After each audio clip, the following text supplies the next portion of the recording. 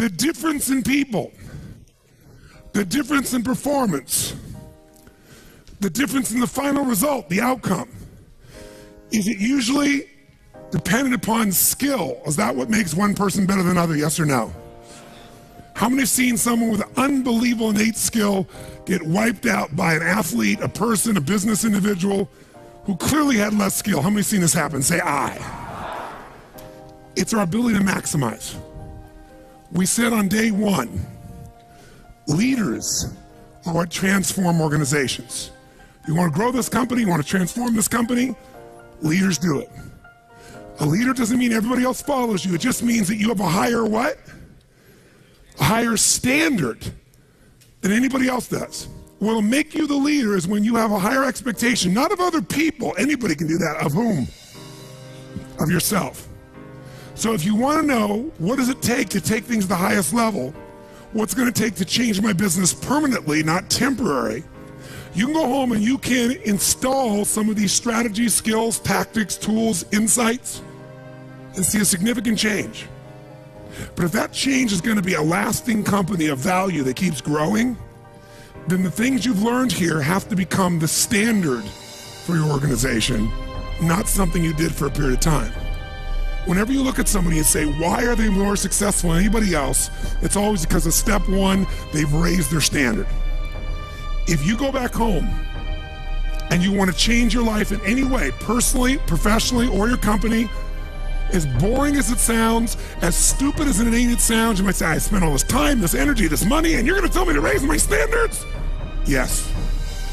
Because even though that's not sexy, it is the only thing that creates lasting change. You can go on a diet and you can lose weight, but what will that person eventually do? They'll go where? Back, unless they raise their standard. Now that sounds so trite and stupid and positive thinky or old school, but the truth is it's the truth. So maybe I can language it in a way that's more compelling to you or more simple. What does it mean when we say raise our standards? It means you turn your shoulds into musts.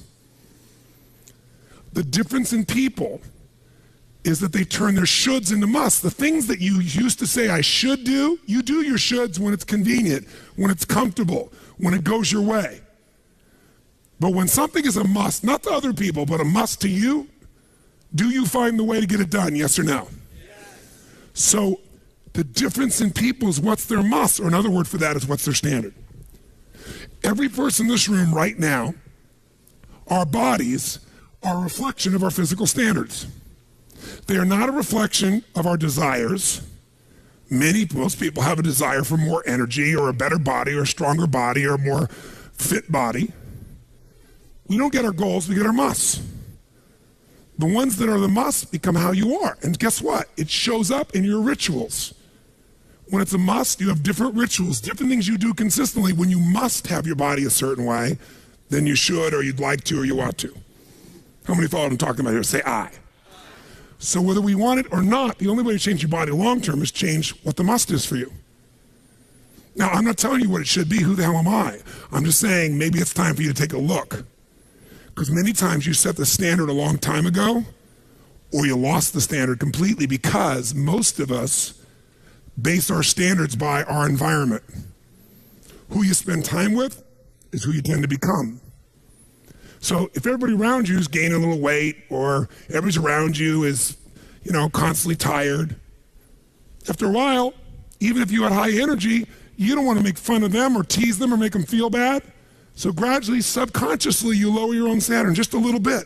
And that little bit is that old metaphor, overused but true. You take a frog and put him in boiling water, what's it going to do? Jump right out. But if you put him in and turn the water up real slowly, over time, it'll boil to death. That's most people's lives, isn't it? And it's usually because you haven't remembered the power of who you spend time with. Who you spend time with is who you become. So one of the things that's great about this 5 days is you found people from all over the world who are all absolutely committed to go day and night and day, literally, sometimes with food, sometimes without, but whose standard was, I am here to maximize who I am, what I'm about, what I'm going to take home, what I'm going to create. That raises your game. Remember, play against somebody you're better than, Your skill's going to go down. Play against someone better than you, just to stay on the court, the game has to go up. Want to change your life? Raise your standard. Want to raise your standard the most? Get around where it's better. Surround yourself with people playing the game much higher than you are. So just to be around them, your game has to rise. That's part of what we try to do. When we come into a company, we create that by raising the standard amongst them. Or you got to do it by yourself, but you got to do it. How many agree with me on this? Say I. And it starts with whom? It starts with us. So raise the standard. I remember when I met Michael Jordan for the first time, and it was while he was still with the Bulls. And I asked him, I got a chance to do some coaching, a bunch of people, and I think I introduced him because of this. And I said, Michael, I said, how is it you do this? I mean, you're the best that's ever lived at this stage. Got to ask the same question of Wayne Gretzky. And interesting, Wayne Gretzky, I'd read someplace and he gave me the same answer. I asked him the same thing. You're not the fastest. You're not the strongest.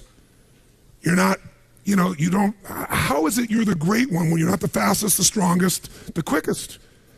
And he said, well, Tony, I appreciate the compliment, but he said, I think one of my advantages is most people skate to where the puck is, and I skate to where the puck is going.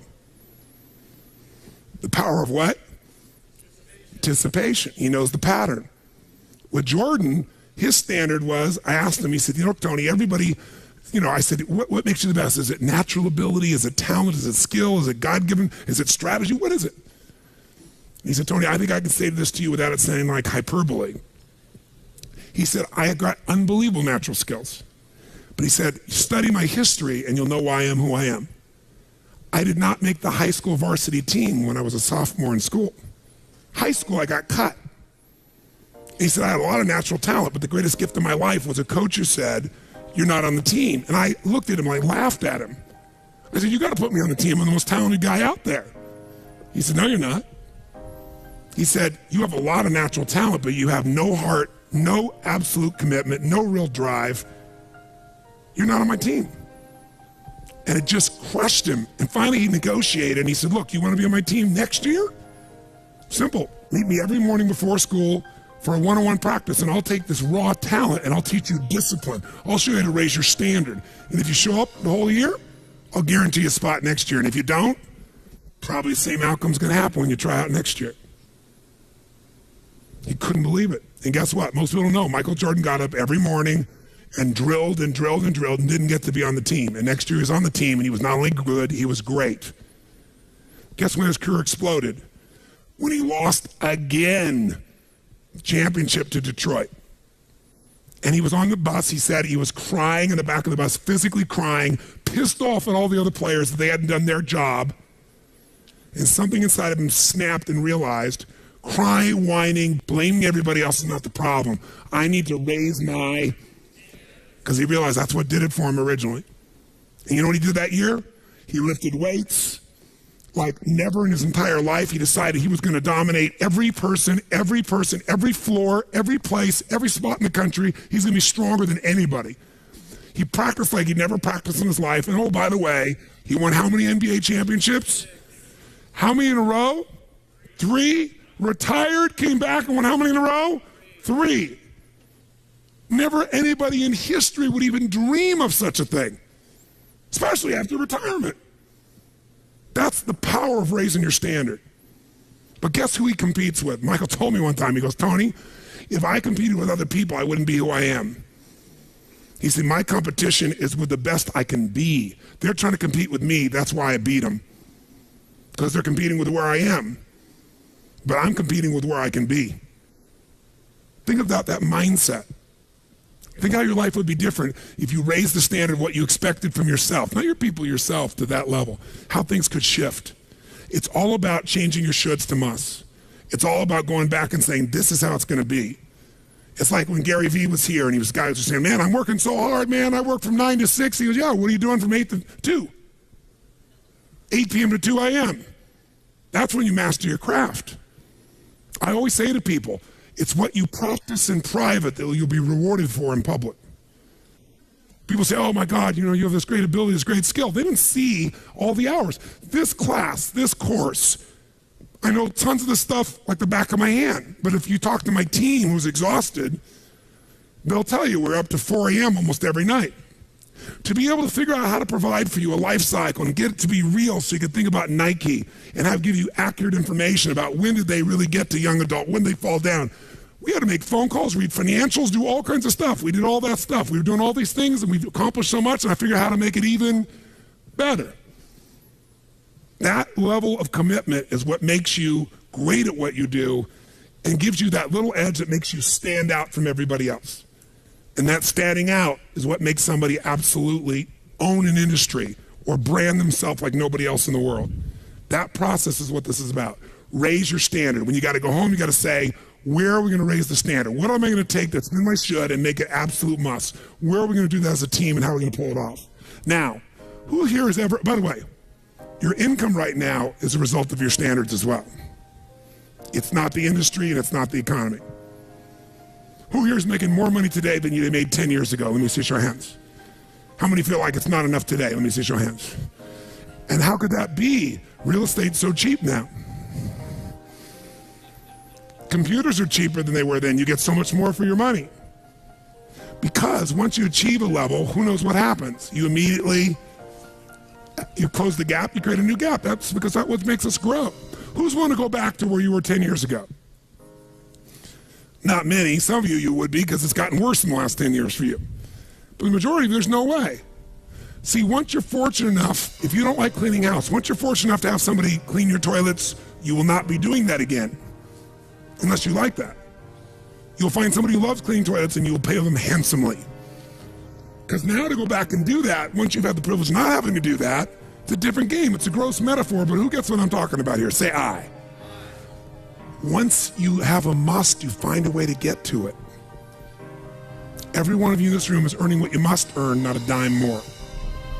Don't get me wrong, you might have big goals, big desires, but it's not a must for you.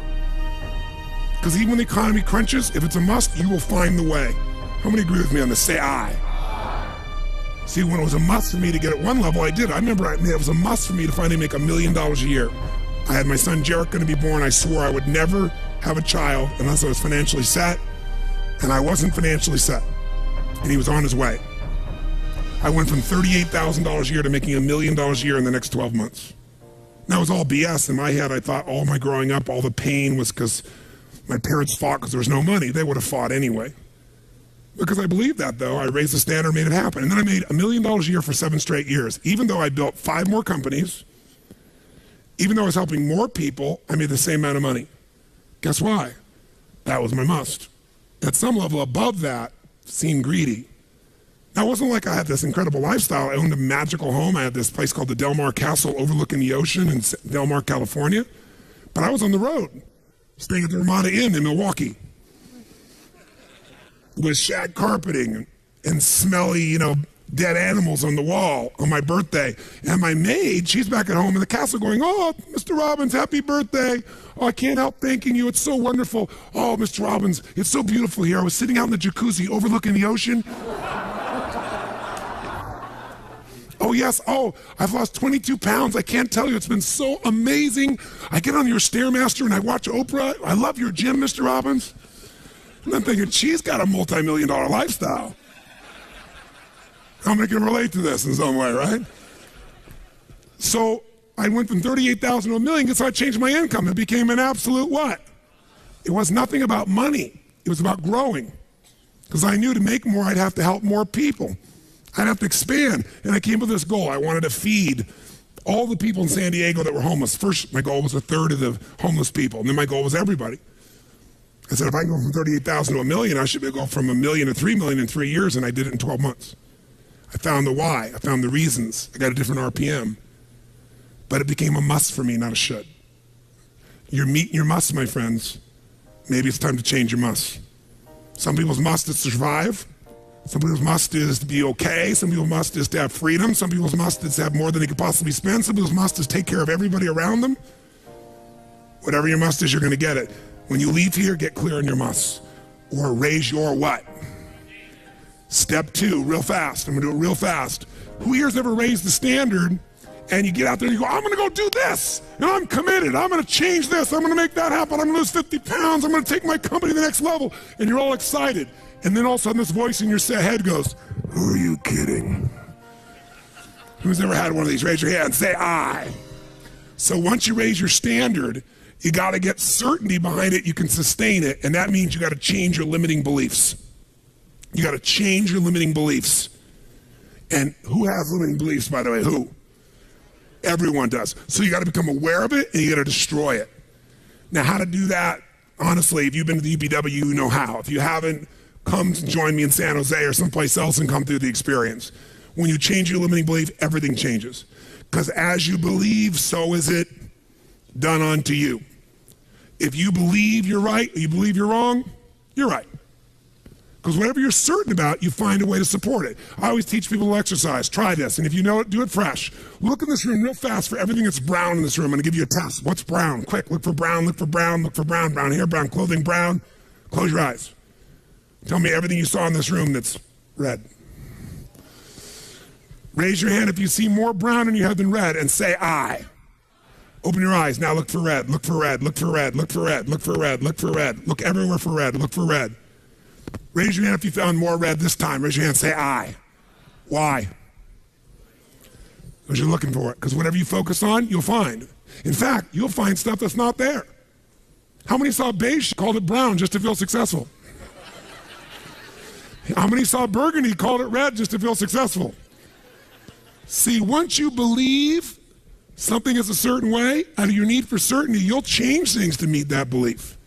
Let me show you in 2 seconds flat why the rich get richer and the poor get poorer. I call it the success cycle, real fast. Draw yourself 4 squares, put them up on the screen here. You'll see, as I do this, take a quick look. You'll notice you've got the word potential up in the left-hand square. Up in the right-hand square is the word action. Bottom right is the word results. Bottom left is the word belief, or another word for that would be a sense of certainty. Potential, action, belief, results. And notice there's arrows in a clockwise fashion where they just keep feeding each other over and over and over again.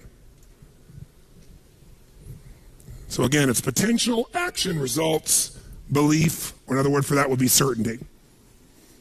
Now, did you ever notice how rich people tend to get richer and poor people to get poorer? And I don't just mean rich in financial terms. I mean people that are rich emotionally. Do you ever notice how happy people tend to get happier? And depressed people tend to get more depressed? How many have found this to be true? Say I. It's because the power of momentum and what I'm about to show you. So let me show you something here. What's the potential of any human being? You tell me, quick. Unlimited. Do most people's results reflect that true potential? Yes or no? No way. Why? Because most people aren't taking enough what? But is it possible to take a lot of action and still get lousy results? What if you got a salesman that works for you and they walk out and they knock on 100 doors and they say, you wouldn't want to buy anything from me, would you? Or they don't say that verbally, but they say it non-verbally. Is that going to affect their results? Yes or no? So it's not enough even to take enough action, because when we believe it's not going to work or we're uncertain, does that affect how much of our potential we tap? Yes or no? See, if you don't think it's going to work, you're not going to put out a bunch of your energy when you think it's going to fail. And by the way, when you're not sure, you tap little potential. Do you take little or a lot of action? When you're not sure, when you think it's not going to work, you take massive action or little action? Now, when you take little potential with little action, what kind of results do you get? Little lousy results. And when you get lousy results, what does that do to your belief? You go, see, I told you it wasn't going to work. Told you it was a waste of time. And then, by the way, when you have less belief, how much more potential do you take? More or less? If it's possible, you tap less potential, more or less action. Less. And what happens to your results? They get even what? And now that you got worse results, what does that do to your belief? And by the way, now you see the current economy. Isn't it true? Everybody out there is going, oh my God, the results are so bad, it's going to get worse in the future, so I better pull in my horns, there's less potential, so I'm not going to push as hard. I'm not going to take much action. Oh my God, I'm getting lousy results with little potential action. Oh my God, it's going to get worse. That's what creates a recession, depression, whatever you want to call it. How do you change that? By the way, can it work the opposite direction? What would happen if something inside you gave you so much certainty inside of you that you felt absolutely certain that recession was your friend, that the worst economy for you was the greatest time on earth, that all you had to do is manage your state and apply your fundamentals and immerse, stay coached so you don't get off target, keep taking action, and you could own your business and you go to other people's businesses. How many believe that, by the way, now? Say aye. When you have that kind of certainty, are you going to use more of your potential when you go home or less? Which one, my friends? Are you going to take less or more action? When you are certain and you use lots of your potential with massive action, what kind of results do you get? Massive action gets massive results. What kind of belief do you get now when you get better results? You go home, you use your core story. You go home and you take one of these techniques, you get a different response. You go home and you stimulate a new source of profit or income. You go home and you add a service. You go home and do anything. And it works. Your brain goes, yeah, it works. Now, by the way, at Home X, we went in there, thank God we went in there, because they took our stuff and it looked like it wasn't working. You remember that? Because some people there didn't want the change to happen. So we had to dig in and find it was working. We knew you can't take action, you can't sow that seed and reap nothing. So we uncovered what was really going on. You're gonna have to watch for the same thing, depending upon the size of your organization. But bottom line, when you get great results, belief gets stronger. Now you're totally certain. Are you gonna use more or less potential, my friends? Which one? More. You're gonna take even more what? Get an even greater what? Even more certainty. And now what happens to your business? Boom, boom, boom, boom, boom, boom, boom. And now you have a different momentum. And so your economy does not have to reflect the economy. You get to create your economy. You get to decide whether you freeze to death or ski or snowboard. It's winter, but you can have the best time of your life. It could be a sunny, beautiful, magical time. But what you got to do is you got to manage this process. In order to do it, you got to change your limiting beliefs. And this week has been about doing that by giving you so many tools and examples that you'd be immersed. But I promise you, when you go home, all this is going to be tested. A, because all the stuff that's waiting for you after being gone for 5 days. B, all the people there you work with, their limiting beliefs, whether you have one employee or two because you're an army of one or two people, or whether you got 10,000. And so you have to be able to implement. This, by the way, is, I'm here to sell you, bring us in if we can help. Do you think we could help? Yes or no? Yes or no?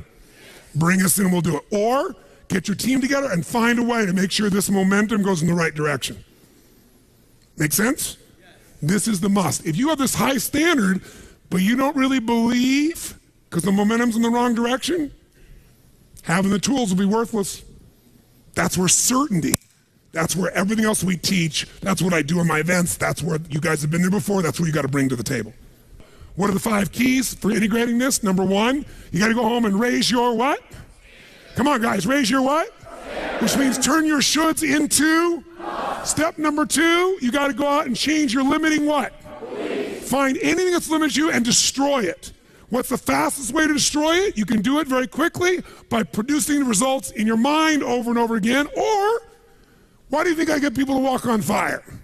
Because they think it's impossible. When they walk this fire, mentally you might say, oh, I can do it. But when they get in front of that fire and it's 2,000 degrees burning hot coals, it gets their full attention. And suddenly they have a state change. And when you get yourself in a state where you can storm through fire, it's not about fire walking. The state you're in to get yourself to walk across fire is the metaphor for anything that used to stop you, the fire of your life.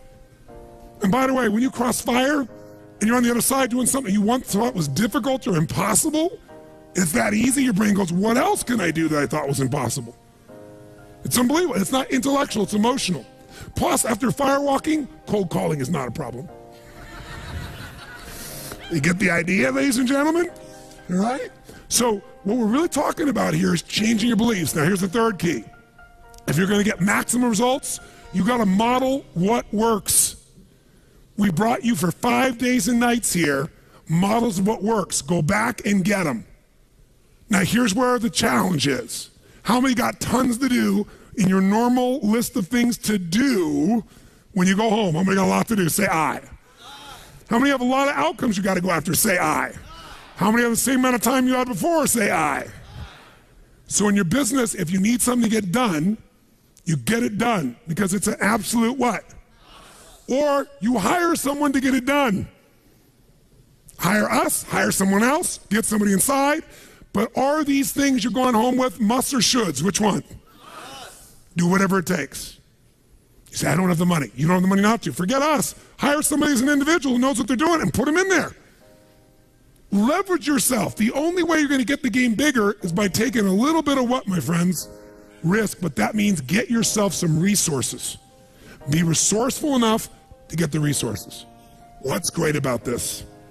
What is this opening? What is this creating? What's possible? What have I not seen? This is going to make me see. What have I learned from this? What can I learn from this?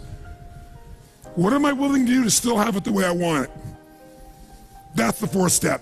You intensify, and you innovate. And then there's the final fifth step. And that fifth step's really simple, my friends. And that is step up and give. Step up and give more than anyone else could possibly expect.